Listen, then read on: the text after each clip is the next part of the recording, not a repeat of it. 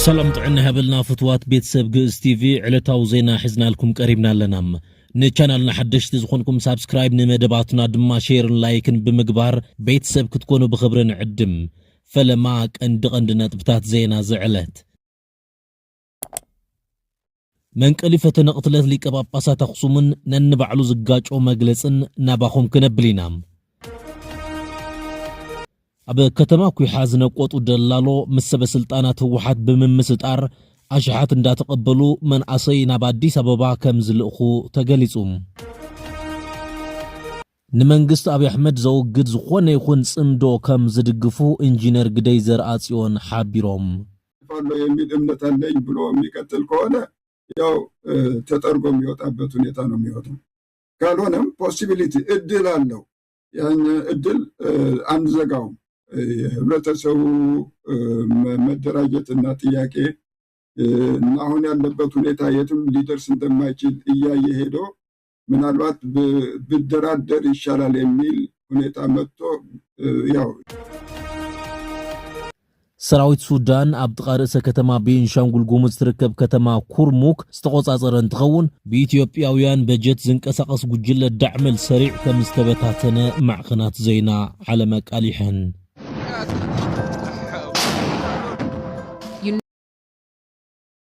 تكال سللا يوكرين اب كوينات روسيا تسليفهم زبلوم ناي 34 ኢትዮጵያውያን ሽም ዝርዝር ዕላው ገይሩሎም زبلون ካልኦትንዮም ክሳብ መወዳእታ መደብና ምሳና ብምጽናሕ ሙሉእ ትሕዝቶና ክትከታተሉ ብኽብሪ እንዳዓደምና ሕዚ ናብ ዝርዝሩ ክንሓልፍ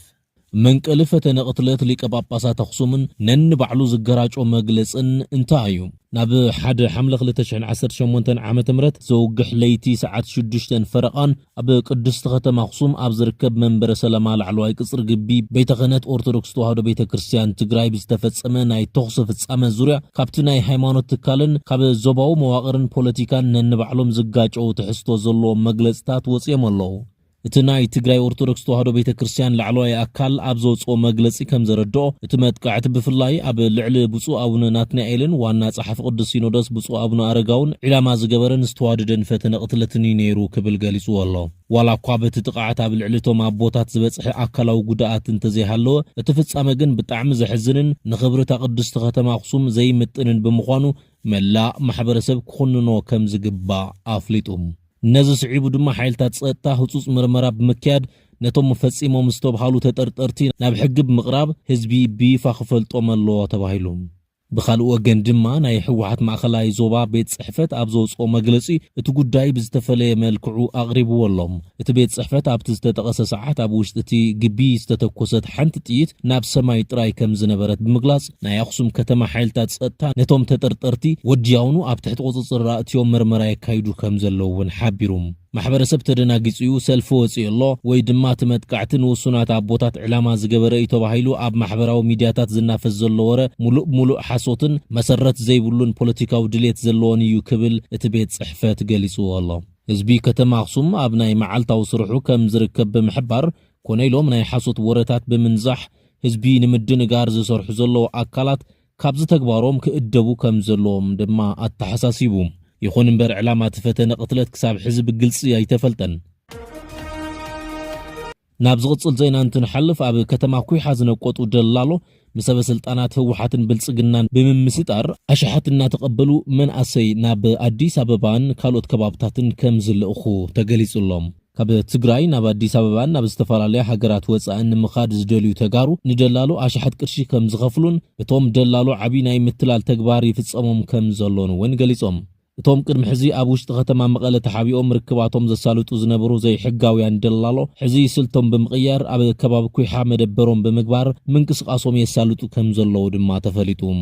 እዞም ደለልቲ ነቶም ካብ ዝተፈላልዩ ከባብታት ትግራይ ዝመጹ ዘይጋታት ናብ አዲስ አበባ ሊብያን ስዑድ ዓረብን ንምስጋር ተስፋ ብምሃብ ብዙሕ መጠን ዘለዎ ገንዘብ ከም ዝቕበሉ ተሓቢሮም ይኹን እምበር እቶም ደላሎ ነቲ ዝተስማዕምዕሉ ቃል ከየማልኡ ናይቶም ተጓዓዝቲ ገንዘብ በሊዖም ከም ዝኽሕድዎምን ግድያት ብዝኸፍእ ኩነታት ንኸቢድ ማሕበራውን ቁጠባውን ቅልውላው የቃልዕዎም ከም ዘለውን ዝበጽሕና ሓበሬታ ይረድእ እትን ብዙሓት ዘሰከፈን ንዝርዝር እትገበን ዝያዳ ዝተሓላለኸ ዝገብሮን ድማ እዞም ዘይሕጋውያን ደላሎ በይኖም ዝንቀሳቐሱ ዘይኮንስ ንስቶም ኣብ ውሽጢ ትግራይ ዘለውን ካብ ትግራይ ወፃእን ዘለዉ ፖለቲካዊ መሓውራት ጥቡቕ ርክብ ከም ዘለዎ ምግላጹ እዩ። እዞም ደለልቲ ምስ መሓውር ህወሓትን ብልጽግናን ከይተረፈ ርክብ ዘለዎም እዮም። እዚ ርክብ እዚ ቶም ደላሎ ብዘይ ምንም ስጋኣትን ተሓታትነትን ንዘይጋታት ከታልሉን ክምዝምዙን ዘኽእሎም ጽቡቕ ድሕረ ባይታ ከም ዝረኸቡ ዘመልክት እዩ። እዚ ብደላሎ ዝፍጸም ዘሎ ዘይሕጋው ምስግጋር ሰባትን ምጥፋእ ገንዘብን ኣብ ልዕልቶም ተጓዓዝቲ ካብ ቁጠባው ክሳራ ሓሊፉ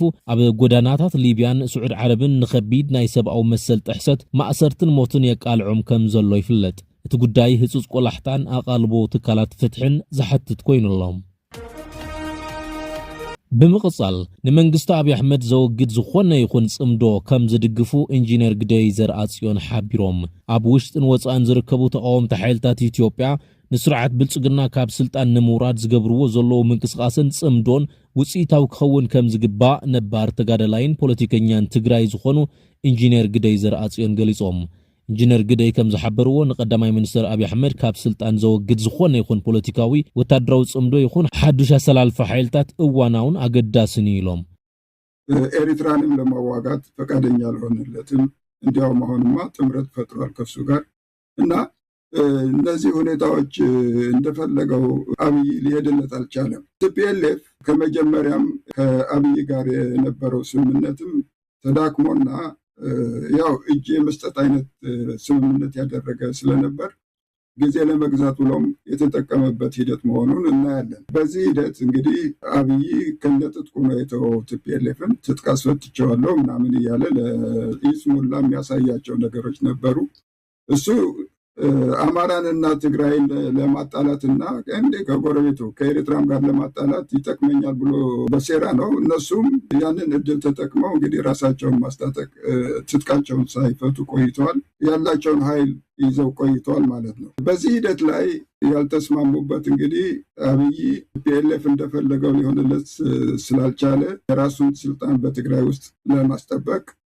ሌሎች ኃይሎችን ሲያበረታታ ቆይተዋል። ቲፒኤልኤፍንም ህጋዊ አይደለም ብሎ ከህጋዊነት አስወግዶታል። ፓርቲም እንዳይኖር ነው ያደረገው ማለት ነው። በዚህ ሁኔታ ቲፒኤልኤፍ እንግዲህ ራሱን ለመከላከል ያው ትጥቅ አለው። እኔ የፈለኩትን ለማድረግ ይችላለሁ ትግራይ ውስጥ በማለት እንግዲህ ትግራይን ለመቆጣጠር አብይ የሾሟቸውን ባለስልጣኖች በማባረር ራሱ ትግራይን መቆጣጠር ችሏል። ትግራይን ተባረው ከቲፒኤልኤፍ በመከፋፈልም ከቲፒኤልኤፍ የተከፈሉት አካሎች ወደ አብይ ጎራ የሄዱም አሉ። እንግዲህ ይህንን አይነት መሰነጣጠቅ ያየንበት ሁኔታ ነው። ከዚህ አልፎ እንግዲህ ትግራይን አብይ በደንብ ማስተዳደር ስላልቻለ ወደ ትግራይ የሚሄዱትን ሸቀጣሸቀጥ ነገሮች፣ ነዳጅ፣ ባጀት የመሳሰሉትን ነገር በመያዝ ህዝቡን ጭንቅ ውስጥ እንደከተተው እናያለን። ኃይልም ፒኤልኤፍን አስወግዶ እንትን ለማድረግ አልቻለም እና ትግራይ አሁን በቲፒኤልኤፍ ቁጥጥር ስር ነች። ቲፒኤልኤፍ አንግል ስታየው ኃይሉን አጠናክሮ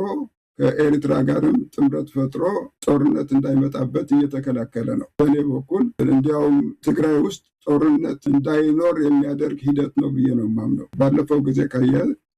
ወደ ኤርትራ እንዘምታለን ሲል ትግራይንም ጭምር ቲፒኤልኤፍንም በሀሳቡ አስገብቶ ስለነበር ትግራይ አልሰለፍም ከዚህ ስላለ ከኤርትራም ጋር ስለተስማማ ጦርነት ወደ ኤርትራ ሊሄድ አልቻለም። ትግራይም ውስጥ እንደዚያ ነው።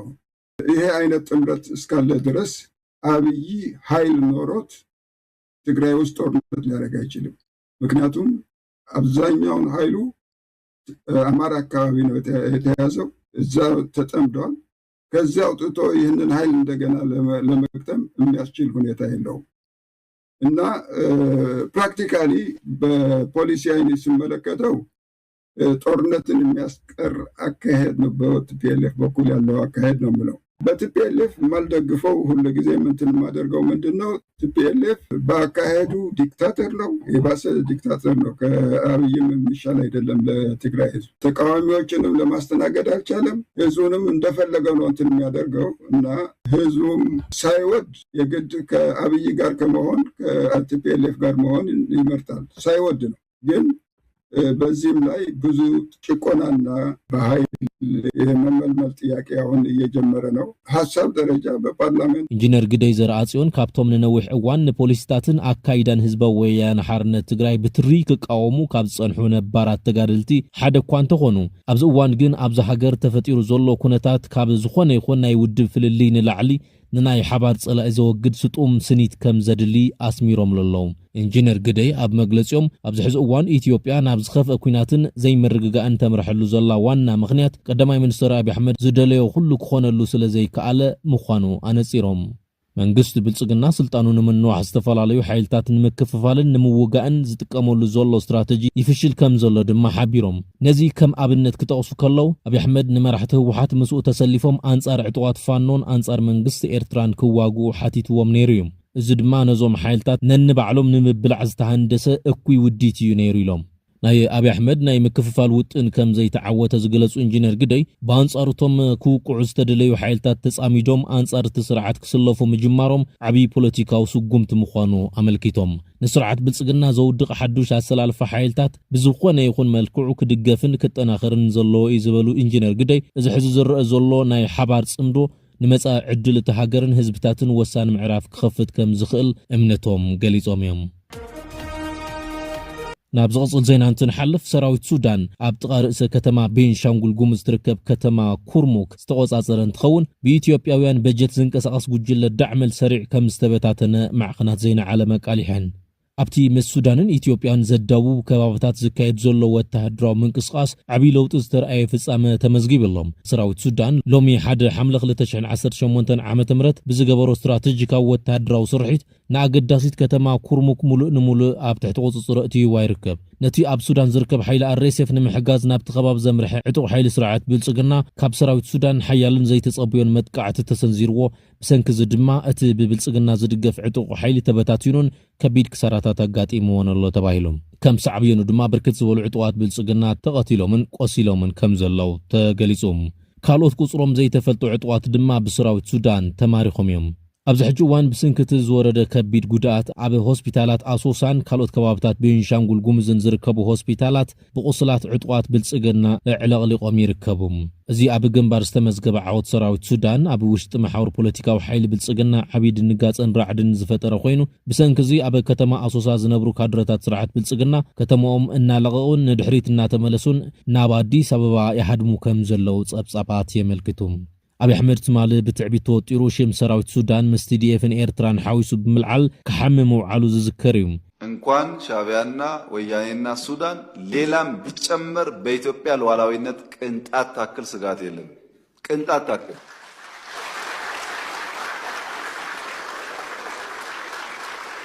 ያን ለመከላከል የሚያስችል ብቃት እየገነባን ያለነው ጊዜው ሲደርስ እንዳስፈላጊነቱ እንገልጻለን እኛ ስጋት የለብንም ሰዎች ባረጀ ባፈጀ ስልት ድሮ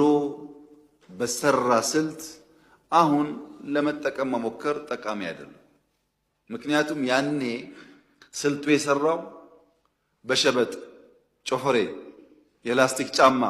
መሄድ የፈለገ መቅመል የፈለገ መራብ የፈለገ ቢገባውም ባይገባውም ወስቶ የተከተለ ኃይል ነበረ አሁን ግን 22 እና መገናኛ ህንጻ አስቀምጠህ እዛ በመቀመጥ አይሆንም ማለት ነው ተቀይሯል ጊዜው ሀብት እያፈራህ ሀብትን እያጣጣምክ ራስን ደሞ ለመስዋዕት ማዘጋጀት አብሮ አይሄድም